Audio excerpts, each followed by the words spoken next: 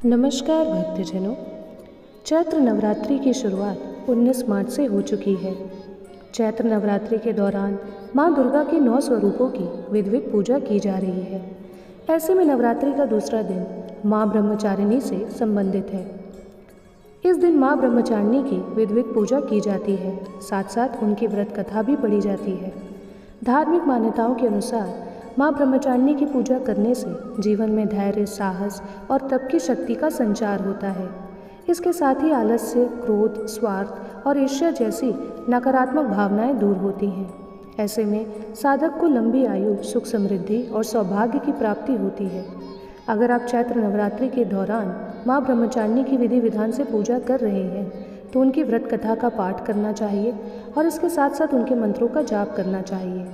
शास्त्रों के अनुसार माँ ब्रह्मचारिणी यानी ब्रह्म का अर्थ है तपस्या और चारिणी का मतलब है उसका उच्चारण करने वाली। इस प्रकार माँ ब्रह्मचारिणी का अर्थ हुआ तपस्या का पालन करने वाली देवी।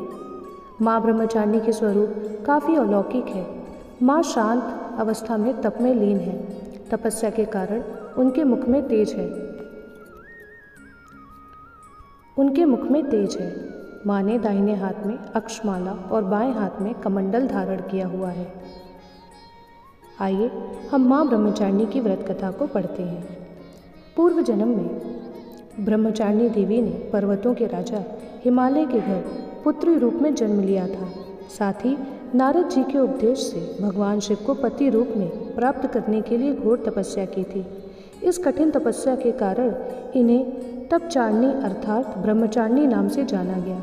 1000 वर्ष तक इन्होंने केवल फल फूल खाकर बिताए और 100 वर्षों तक केवल ज़मीन पर रहकर शाक पर निर्वाह किया। कुछ दिनों तक कठिन उपवास रखे और खुले आकाश के नीचे वर्षा और धूप के घोर कष्ट सहे। 3000 वर्षों तक टूटे हुए बिल्व पत्र खाए और भगवान शंकर की आराधना करती रहीं। इसके बाद तो उन्होंने सूखे बिल्व पत्र खाना भी छोड़ दिया।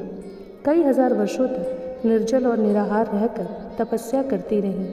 पत्तों को खाना छोड़ देने के कारण इनका नाम अपर्णा नाम पड़ गया।